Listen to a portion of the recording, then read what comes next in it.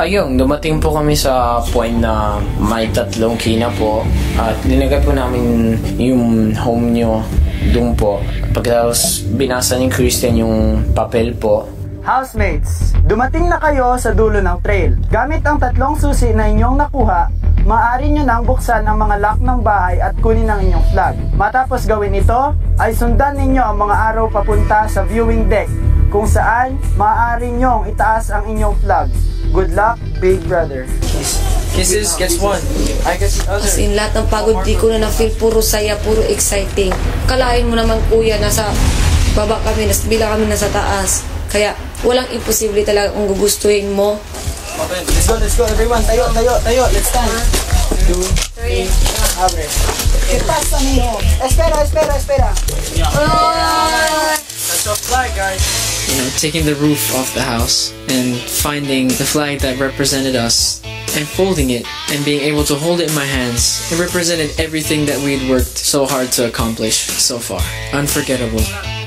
Grabe, sobrang hindi talaga matutumbasan ng kahit na anong pera, yung tuwa, yung kasiyahan po na nararamdaman po namin. Nang makuha na sa wakas ng mga kabataang Pinoy ang kanilang flag, oras na para sa huli nilang task, ang maitaas ang kanilang watawat sa tuktok ng Taal. Masaya po kasi patapos na po yung mission namin. Ang ano na lang po, kung umabot po ba kami sa time limit na 5 oras po. It was beautiful. When you look around, the whole place, lahat ng landscape nakikita mo. Yung team po namin, nagawa po talaga namin maklimb po yung tuktok kuya. Sobrang saya po sa feeling. Sobrang nakaka-fulfill ng puso kuya na naklimb po namin yung pinakatuktok.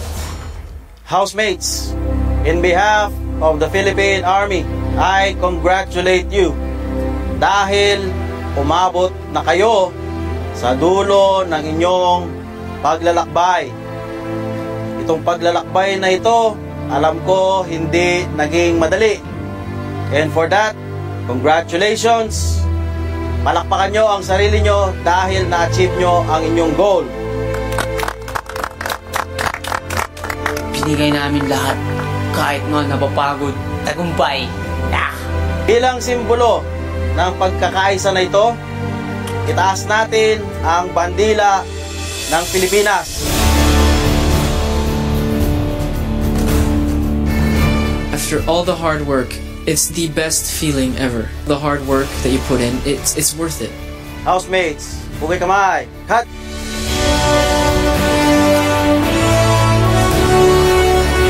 The way I think might be European, maybe I don't speak the language, but on the inside, I'm Filipino, and I can say that proudly.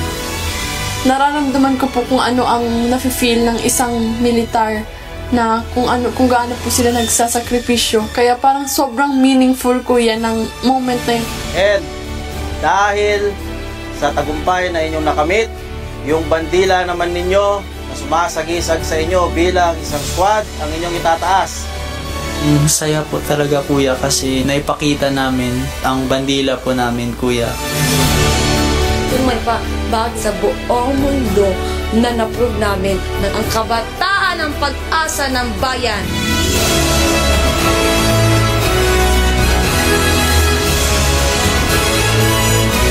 Ipinakiusap si Sergeant Sandig sa mga teen housemates. Ilabas ang cellphone na nasa supply ninyo. Housemates, Yes, kuya.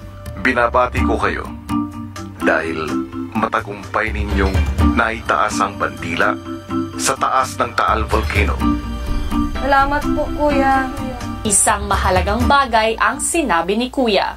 Pero ang hindi alam ng nakararami sa inyo na isang sikreto ang ipinaalam ko sa inyong squad leaders. Nasa linggong ito, ang mga pinagdaraanan ninyo ay hindi isang weekly task. Hindi isang weekly task. Housemates, tanggalin ang takip. Tanggalin daw takip. Housemate. Remove the cover. Oh my God! ang pinagdaanan ninyo ay isang lucky task.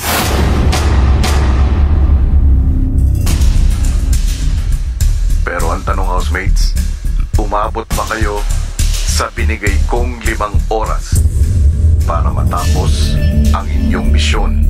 Kapag naging kulay bughaw ang araw, kayo ay nagwagi. Pero kung naging pula, kayo ay nabigo. Housemates, tingnan ninyo ang araw.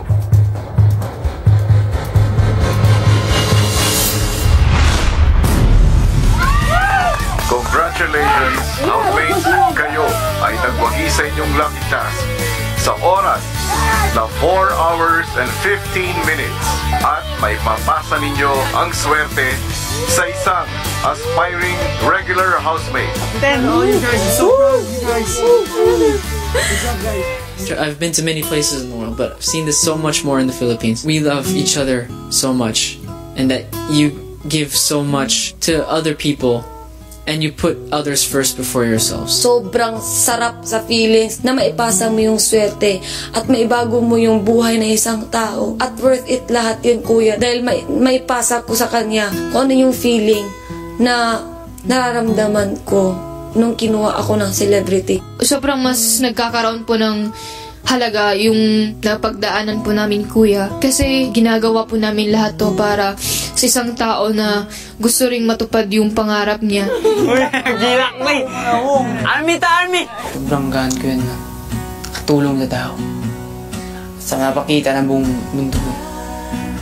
No, lahat kami matatapang. Magkain na tayo! Regular! Hindi ako sumuko. Sobrang masaya talaga, kuya. Kasi lahat, as in, worth it. Maybe it's the hardest task that we had. Ang saya. Lucky 7 Squad!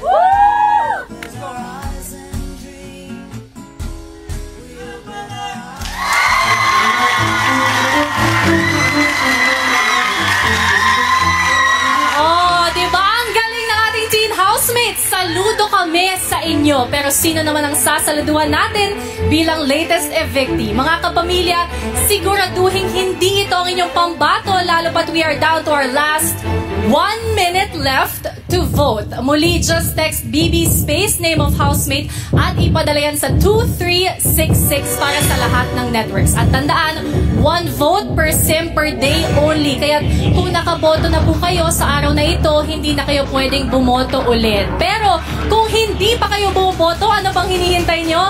Baka yung boto nyo pa ang dahilan kung bakit lalamang ang gusto nyong nominado at maligtas mula sa eviction. Kung meron kayong kapatid o magulang o lolo o lola o kapitbahay na hindi pa nakakaboto, baka sila na ang susi. Kunin nyo na ang inyong mga cellphone, kunin nyo ang cellphone nila, i-text nyo sila para tumulong sa pagboto sa paborito ninyong housemate. Maliligtas ba si Kisses? Marco! Or Vibery? Nato, eto, konti na lang. 4, 3, 2... That's it. Voting is officially closed. Sinabi nyo na kung sino kina Kisses, Marco at Vibery ang gusto nyo pang manatili sa bahay ni Kuya. Ang resulta ng botohan sa pagbabalik ng Pinoy Big Brother Lucky Season 7.